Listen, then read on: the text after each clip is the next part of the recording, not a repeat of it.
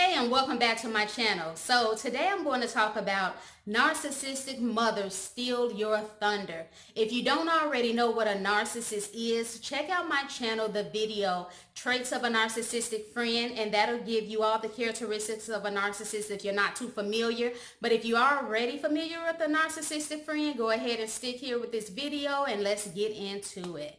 So they steal your thunder because if someone comes up to you and they're trying to give you a compliment, that narcissistic mother will swoop in and try to steal that credit, will make the show all about them, and it's no longer about how great you did on a project at work. It's no longer about how good of a dancer you are, how good of an artist you are. Now it's all about the mother, and that mother, she will do it to her small children, teenagers, and to her adult children. She will go in and start telling people that the reason that you're so great is because you learned it directly from her, because she taught it to you, or that you got it from her from genetics. So now this person who was giving you a praise is now stuck into this conversation with your mom, because your mom is just going on and on about how great she is.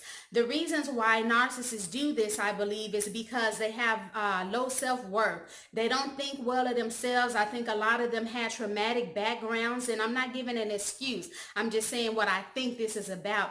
They had traumatic backgrounds where they didn't feel good in childhood. They were probably neglected. And so now they have this grandiose sense of self, which is really a facade, because they don't really buy into how great they really are. You know, they just put this show out so they can feel good about themselves. So if they are not, they're in constant need of this narcissistic supply, meaning they have to be validated and patted on the back, and have people say how great they are and magnificent and super at their job, or super mom, or whatever this is. And if they can't get enough of it around them, which they can never get enough, then they find an opportunity to go and steal somebody else's thunder. So say, hey, since you didn't already realize how great I was, well, let me tell you right now, you're talking about someone else, forget that person, focus on me. Let me tell you how great I am. Now get ready for this. You know, this is how I imagine, that they think about it. In my household, I was the scapegoated child. So I'm going to speak about this from a scapegoat perspective. A scapegoat was the child that took the blame for whatever problems that the family was having. For instance, if the mother had a bad day, the boss probably went off on the mother, then she came home, and whoever the scapegoat child was, the mother would find fault with that child. Even the house could be spick and span, but the mother would find some dust in the corner and, what is this? Dust! My mother, with a chronic screamer, a chronic complainer. Nothing was ever good. Even if it seemed like she was having a good day, in the blink of an eye, it would change, and she was angry and going off and cursing me out and embarrassing me in public. So, at the home, it wasn't a lot of validation. So I also wonder is when they see someone else complimenting the scapegoat, that they sort of want to take that attention away, because they don't want the scapegoat child to feel good about themselves. Because typically the narcissist is trying to tell the scapegoat, or is telling the scapegoat child, you're not good enough.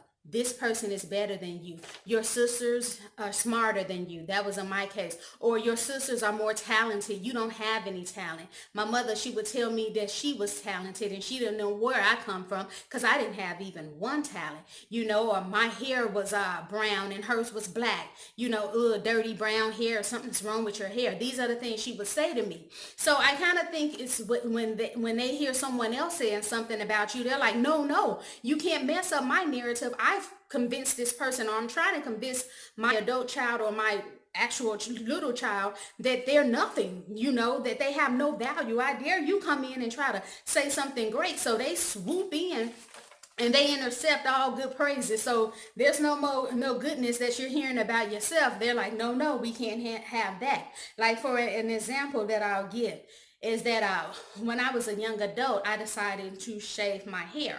And when my mother was around, You know, if someone would come up to me and say, oh, Samyra, I like your hair. You know, your cheekbones really pop when your hair is shaved. That looks good on you. My mother would automatically interject herself in a conversation, you know, and say, oh, you know, the reason Samyra can wear her hair cut shaved is because when she was a baby, I molded her hair constantly molding it, because she would say, you know, I've read or found out that some kids have funny shaped hairs because their parents didn't mold and shape their hair well. I spent a lot of time molding and shaping Samyra's hair.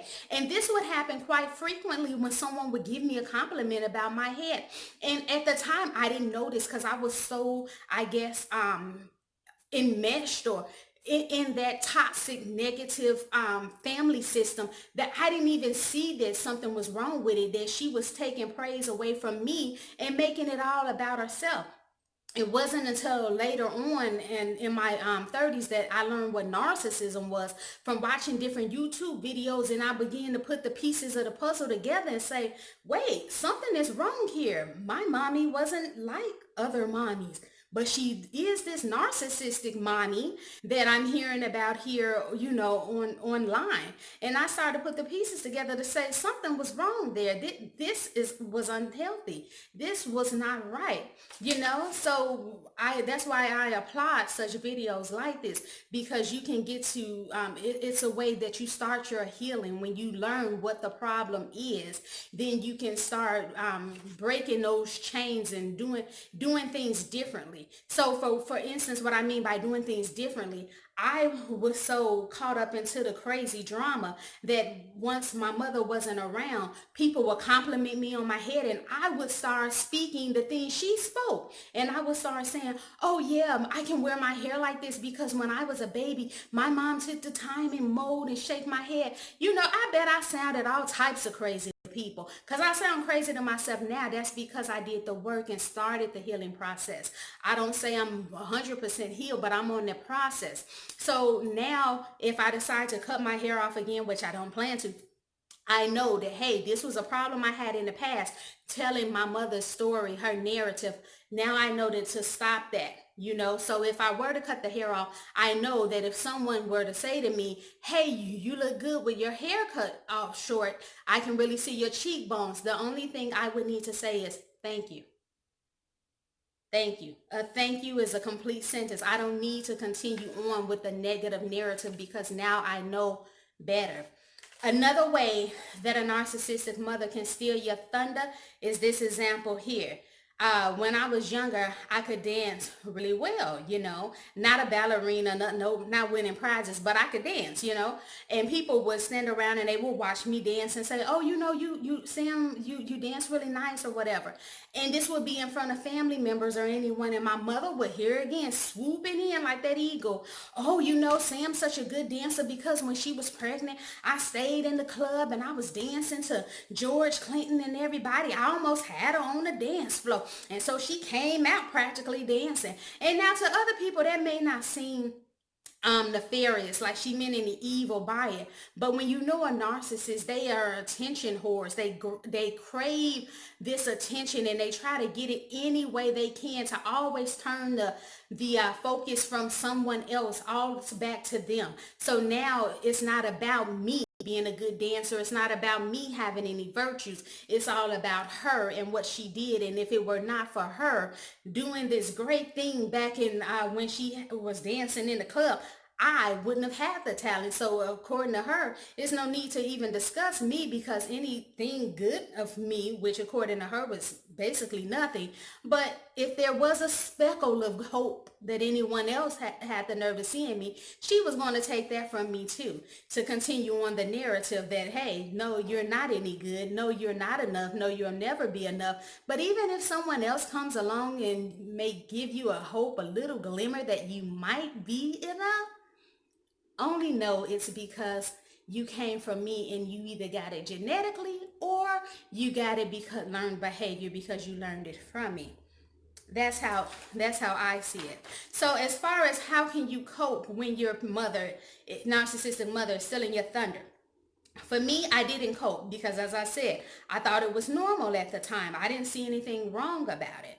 But so now that you're learning and you see something is wrong with it, if you're still in contact with this parent, what I would suggest is that you can bring the conversation back to you. Meaning that once someone gives you a compliment, your narcissistic mother steals the compliment and starts talking about herself, you can say, hey, we're talking about me right now. We're not talking about you. That parent, as my mother is, I call a rageaholic, a bully, just totally out of control, like to start slandering you and calling you names and crazy. You can't disagree. You can't confront because they want to try to intimidate you, to scare you, to shut you up so they can be total control. But one thing you can continue to do, no matter how they respond, is continue to hold your emotions and not to allow them to trigger you. So you're not going to react, meaning saying, well, you always do this. You always steal my thunder. They would love that because they love drama. They like to act like they're pulling the strings on you, controlling you. So they like that. So you just maintain your composure and just continue on with the broken record technique, meaning you're repeating the same word or phrases over and over again. It's not about you. We're talking about me. It's not about you. We're talking about me. You can do that, but know that once you're out of their presence, they will use a smear campaign on you. If you don't know what a smear campaign is, check out my channel on 5 tips on how to deal with the smear campaign. I believe that's what it's titled. But yeah, they'll lie on you. They will punish you because they feel as if you are a little peon in their world, and how dare you to confront them or to love yourself enough that you're going to set a boundary and say, this is okay, this is not okay. You can say this, you can't say this, don't do this, do that. They don't feel that you're good enough to be, to say and do such things. So they will try to punish you. So what my best advice is for anyone is to go no contact. No, and I also have a video on no contact as it relates to narcissistic friends. You can also use those that story there to help you with a no contact. But basically what it is not going to any holidays with this narcissistic family or mother, not calling this person, not texting, blocking from social media, and not being sneaky and unblocking to peek at their lives to see what they're doing. But you allow them to have their life and you have your life. What I don't tell, and this is up to you, I don't tell anybody to do no contact, but if you feel that you love yourself enough and you don't want to continue to expose yourself to this narcissistic parent because you know they don't change, even if they get religious, they're still a narcissist, and only thing is different is they go to church and they may mention the name of God, but they still steal your thunder. They still do all type of other hell to you that I'll discuss in other videos.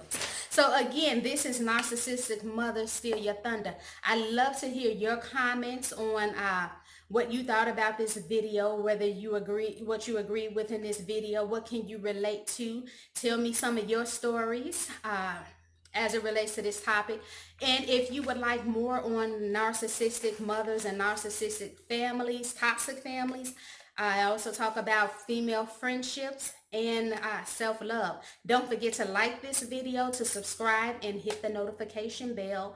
And I look forward to seeing you soon. Bye.